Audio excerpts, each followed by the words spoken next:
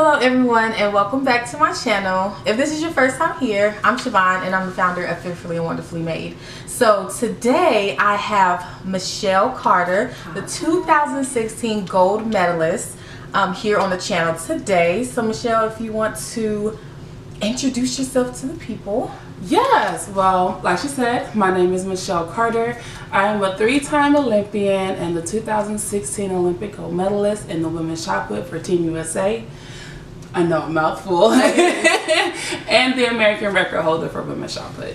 Yes. And so like I said on one of my other videos, I've turned this into an actual segment on my channel because I just have so many dope women with platforms, and they have brands and ministries that I want to highlight on here. So this is no longer a series, it's a segment. So thank you for opening up and giving introductions and telling us about yourself. So next question, so tell us about your life as a female Olympian gold medalist. Like, how has everything been since 2016? Yes, life has been very busy since 2016. I can imagine.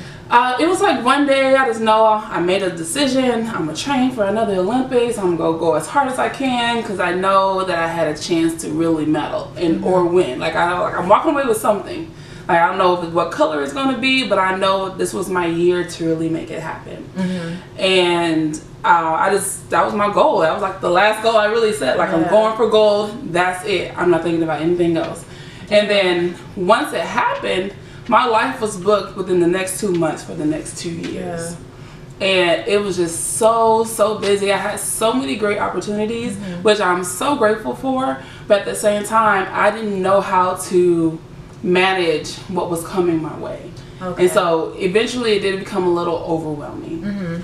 So how do you manage it now? Because it seems like you have everything just looks very, it's like you have a good flow. So I guess since 2016 you have, you know, Instagram makes it look like I have a flow, but for a long time it was like I just had to press pause on some stuff.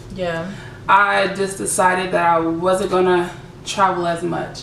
I decided that I wasn't going to have as many speaking engagements.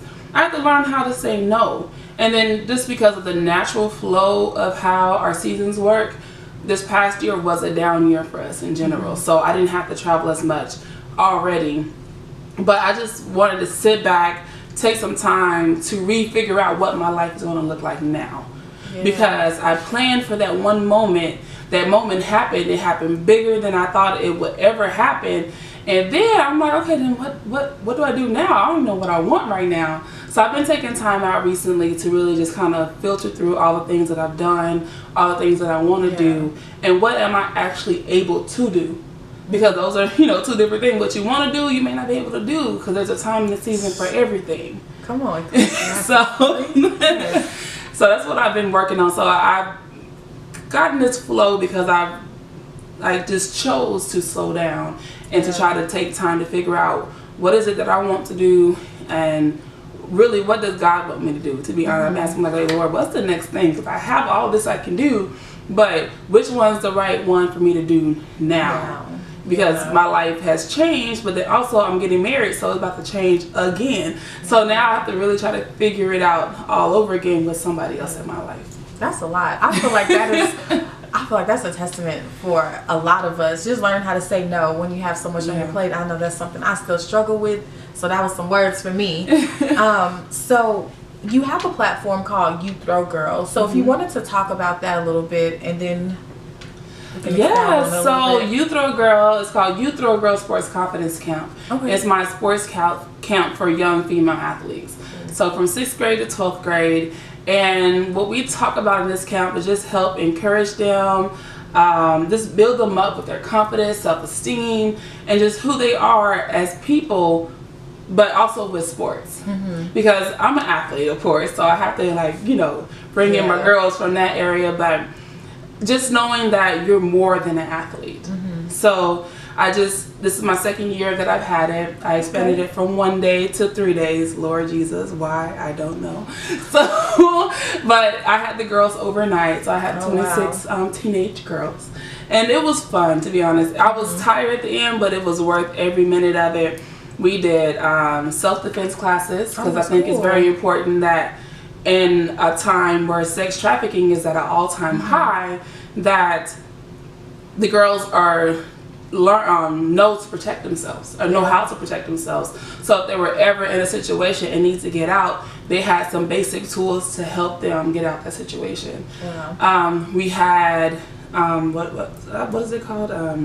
Etiquette class. Okay. Our friend Celia Gibson taught that for us, and so the girls love that, because I feel like through sports I have a lot of doors open to me, and a lot of different arenas and different groups of people. And sometimes it doesn't feel good when you feel like you're in a group of people and you don't know what to do. So if you would happen to go to a fancy dinner and you have all these forks sitting in front of you, if you never seen more than one fork, one spoon, one knife, you don't know what to do with it. You don't know which one to grab. Right, and you don't want to feel left out. And I think that that's also part of confidence building. Like the more you know, the more confident you feel that you're able to do it, or that you belong there.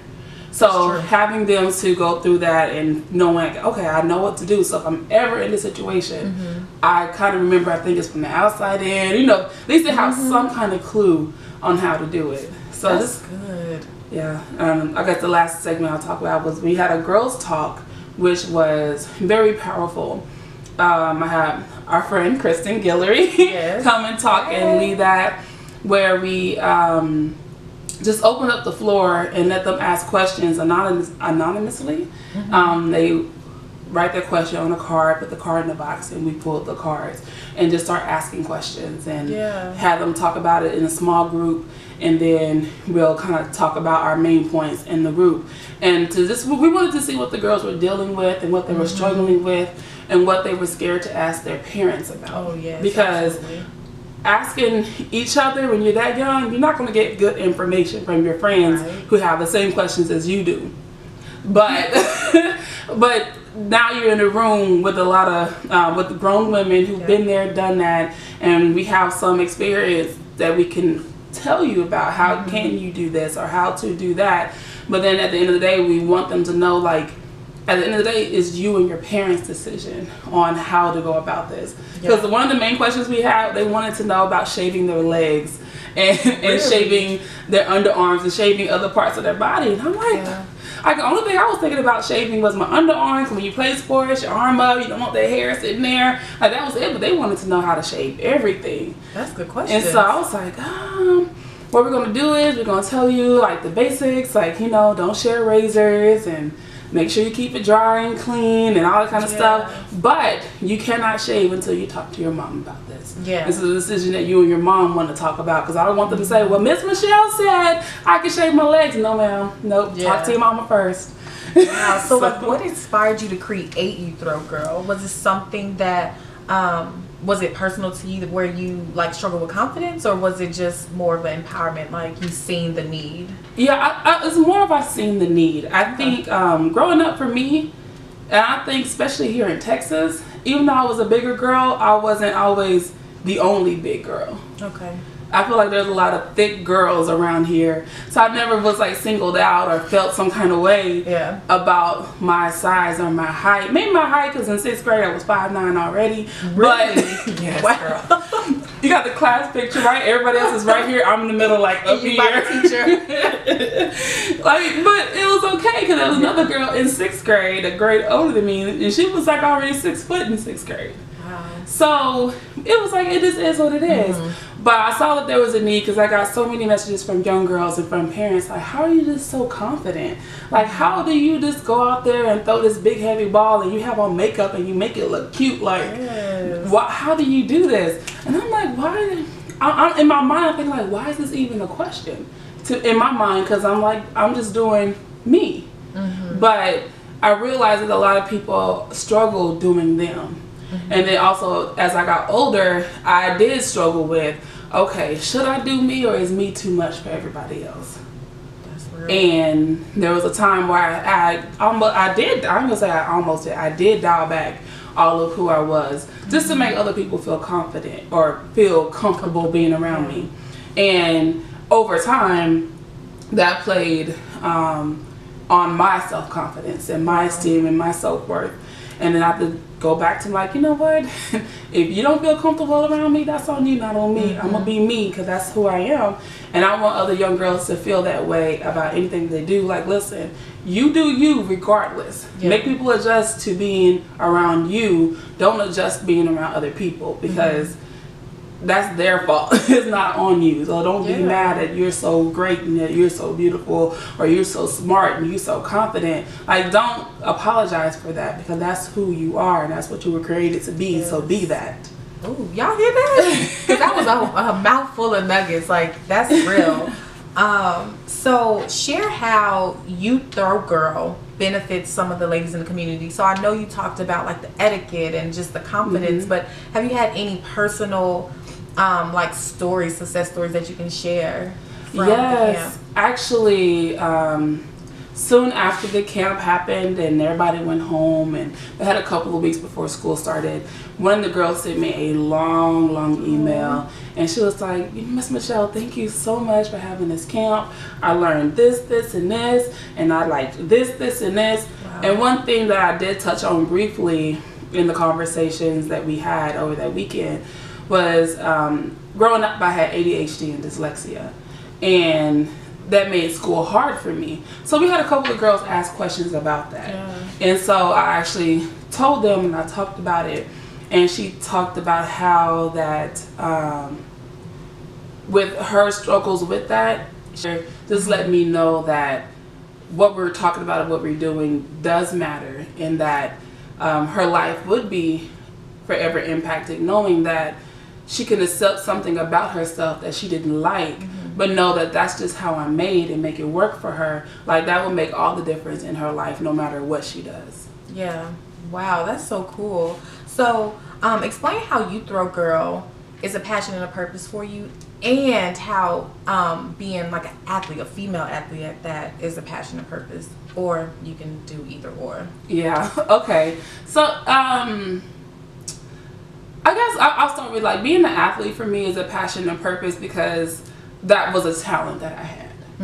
And trying something new and trying something different showed me that talent, but then knowing that I also got that talent passed down from my dad, you know? So it's like I became passionate about it because I was good at it. And I saw that it could take me places. I was traveling overseas in the 10th grade. And I was like, oh, this is what this could do for me. Like, I like to travel. I like to do this. I like to do that. And just that world of being this female athlete has opened up so many doors. And I've been able to see things and do things that people my age were not able to do on their own. But for You Throw Girl, that become a passion for me because I see how our young girls are lost. They're lost. They don't have certain role models to really look at, to model in every area in their life. That's good, yeah. And I feel like there's no one person that models everything for everybody in one area, in all areas of their life. Like, you have to pick different people in different areas or different careers to pull from as a role model in your life. And knowing that through the doors that's been opened for me and the platform that I do have, I see that I kind of stepped into that role without really stepping into that role, but I know that there's a need for that. And knowing that their people are attached to my destiny. So when I'm able to do what I'm supposed to do, that I give somebody else permission to do what they're supposed to do. And it's like a chain reaction, because at the end of the day, I want everybody to be great. So if I'm being great helps you being great, and you help being great helps somebody else being great, then we're doing our part. And that's why You Throw Girl has become a passion for me, because I want these girls to see that you can do what I've done, or my people that I bring in. You can do what we've done, but you can do it so much better. You can take it to another level. Like, you can do this, because if we can do it, you can do it too. That's powerful. That is so powerful, guys. So what has been the biggest learning experience for you in your career so far? Oh, the biggest learning experience, I would say saying no and standing up for myself. Those are things that I'm still constantly learning, because being a woman, there's just things that you're taught that you just have to put up with, or don't say this, or don't do that. And then being a black woman, there are certain things and expectations that come with that. So it's like you don't want to step on too many toes. You don't want to say too much or be too loud, because now you're the angry black woman, and now you're this, and now you're that, and people are quick to put those labels on you. But then I had to come to a point when I'm like, you know what? I don't care. Yeah. Like I'm sorry, I don't care anymore, because you're just stunning my growth. Yeah. Like I have to walk on eggshells. I'm not saying that in every situation you come out there like, no, you have to pick and choose on how you need to do that. But it's like I'm no longer going to apologize for being me. Yeah. In that when I walk in the room, if all eyes on me, then I'm sorry, I can't help it. Like I was made to shine. And so telling people no, like this really doesn't line up with what I really want to do, mm-hmm. I'm sorry. Or let's say if people want me to come out and do an appearance or speaking, but they're not willing to pay my price. Like some people just want you to do everything for free, and I'm like, no, I can't. This is my job. This is what I do. Like, how do you expect me to make a living? I'm sorry, I can't do that. Wow. And for a while, I was scared, because I'm like, well, at least it's some money, but then I'm like cheapening my worth and my value and my time, because I put 20 years worth of work to get a gold medal. So if it was anybody else who had spent that much time to become an expert in something, you're willing to pay for that, right? Hey. So I'm an expert in what I do and my experiences. And so if you ask me to come out and teach other people how to do what I do, mm-hmm. or even some of the things that I've learned, like I need to be, I would say paid, but I'll say appreciated for that. Yeah. And knowing that my experience and the knowledge that I have and what I have to teach is worth what you're asking, what I'm asking you to pay me. Yeah. And that, it's worth it, and that I'm worth that investment, not just for you, but for myself. Yeah, that's so encouraging. Unapologetically you. So last one, share a tip for ladies who are wanting to pursue shot put in particular. I would say just try it. You just never know. Some people feel like you have to have a certain body shape or built a certain kind of way or look a certain kind of way. Like, no, you just never know what you're going to be good at until mm-hmm. you try it. So I've actually started trying. I tried out for the track team because a coach asked me to. Mm-hmm. And I was like, okay, why not? And I did, and I turned out to be good at it. Wow. And I stuck with it. But over time, what I learned, like people see women shot putters as like, oh, you have to look like a man or like a boy to be good at it. Mm-hmm. Like the ongoing joke that someone that threw the shot put, her name is Olga.